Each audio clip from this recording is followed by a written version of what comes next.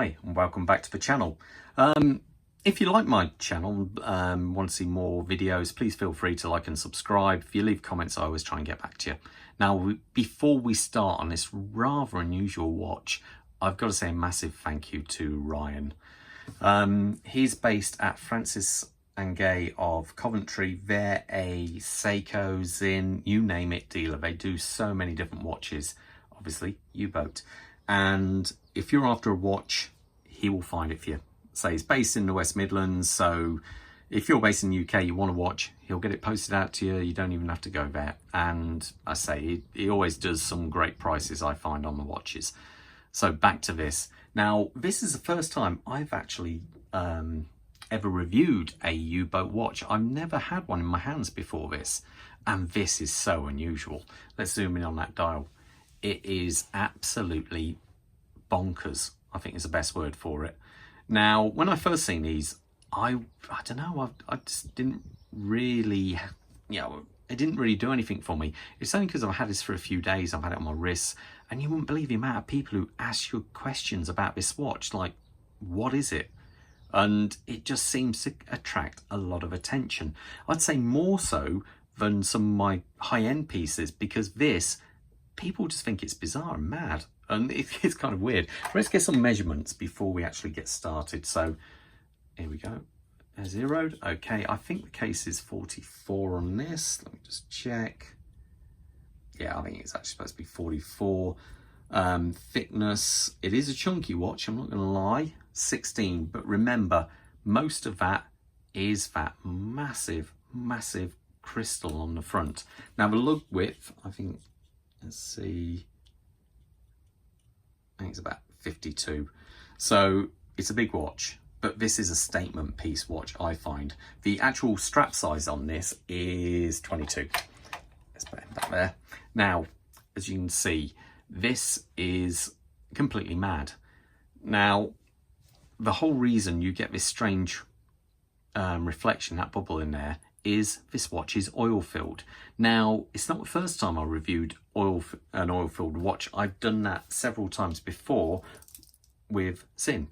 This watch too is oil filled, and that's why you can see it at these weird angles.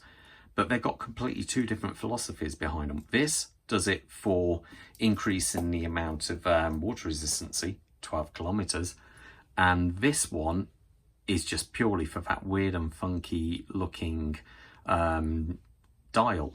So I believe it's only actually got a water resistancy rating of 50 meters. So I say two different purposes. You got to remember, this is a watch which wants other people to see. This is really a watch which stands out, and it does that because of that amazing distortion reflections off this crystal. Now the actual dial itself, if we look in on there, it's a green sunburst effect, and I love the way as I move it around on the camera you see these weird hues coming off it. It's even more so when you are outside. The actual handset is quite simple, nothing too spectacular there. There is lume, as too is lume on the dial, but it's not the strongest, I would, to be fair, and I think also oil does affect it. Now, as you can see, we've got just simple 2 and 8 on there, which I think is actually quite cool. I like the way, they've actually put the U, incorporated U for the 12 o'clock. I think that's actually quite interesting how they've done that.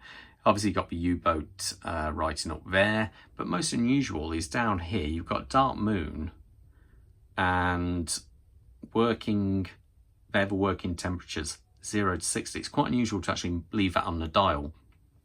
Now, if this watch does actually get warm, what will happen is that bubble will actually start to shrink, and vice versa if it's left out in the cold for too long. The oil's got allowed to expand or contract, and that's basically how it does it, is through that bubble there. Now, this is a quartz movement because there's no way you could actually get a hairspring working in oil. That simply would not work. So it is a quartz. It's a Ronda, if you want to be geeky, I think it's a Ronda 712-3. I think that's got a battery life of around about 2 years. It seems really good. I've got, can't really say anything about it. It works. I believe it's a reliable movement, so you've got no problems there. Now, as you come out, obviously that dome is dominating everything. This is the Mark II version of this watch. They did have a couple of problems with the original ones. I think they used a mineral crystal glass, which obviously isn't the best because it will mark up, especially when you got it exposed like this. And the old ones had to be sent off to have the battery changed, but we'll get more into that in a second. Now, as you look around here, you have a really, I think this is a really silky smooth case. It is absolutely superb. It feels so smooth. There's not one sharp edge on this. The only thing which is sharp is the crown, which is great actually. Now, as you can see, we've got just, I say, a nice satinized finish all the way round. As you come round here, we do have the crown on the left-hand side. Now, I don't mind that at all. I'm used to that with Zins because they quite often have a crown on the left. We do have these very small crown guards which look very nicely done.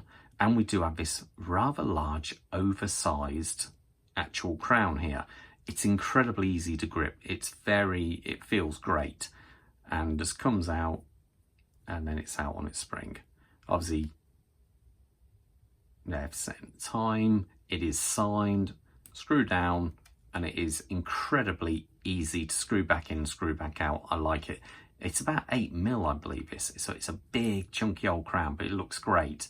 Now, as we turn the watch around, this is where the Mark II really surpasses the Mark I, because you can change the battery yourself. It is simple. There's no oil in there. The oil is in that bit. You don't touch that bit. That's a big no-no. This, you can change your battery yourself. Super easy. You can do it at home. You haven't got to worry about sending it off. And in the long run, it's cheaper. So this, I find, is perfect. Now, lots of markings on the back there. Darkmoon, Swiss movement, 50-meter wall resistance, sapphire crystal. So all good stuff. I like this ring lock system they have there. Now, as we come back around from here, we have a rather nice, this does feel really nice actually, a rather nice rubber strap. And I think it suits the watch because as you come out here, it seems to go darker. So it really does suit the watch. It's got the U-boat obviously written all the way across. It reminds me almost of my Panerai straps. It is quite similar. You have two keepers, one with U-boat on top there. Now the actual clasp here, I like how the U-boat symbol is just wrote really small on the side here. I think it's just nice details. We like details, and that's a good one. So it's just out and out funky. Let me put it on my wrist. Zoom out here. I'm still wearing a Seiko Alpinist, but on a rather hybrid Zin Rolex. Seiko Alpinist on a hybrid Zin Seiko end links. A bit weird and wonderful. I'll do a video on that possibly one day. Let me put it on my wrist. Now I say it's a big watch, but this is a kind of watch where I think they made it so people do see it. It kind of, you know, it's a bit of a fashion piece and it looks great. I say you can get this watch in a million different colours. You know, say millions over the top, but in plenty of different colours, and it looks fantastic. You can even get it in a PVD finished. I say my wrist size 7¼ yeah, no problem at all there. I think it looks all perfectly okay. It doesn't sit too tall. Obviously that crystal is tall, but the actual watch itself, you read the metal, not the crystal, so it actually sits okay. But it's bonkers. There's no ifs or buts about it. It really is bonkers. Is it something you guys would possibly think of getting? It's one of these things, I'd say if you got a collection, it would be quite cool to have in that collection. Anyway, I'll leave you to it. Stay safe out there, and I will see you in the next review. Take care. Bye.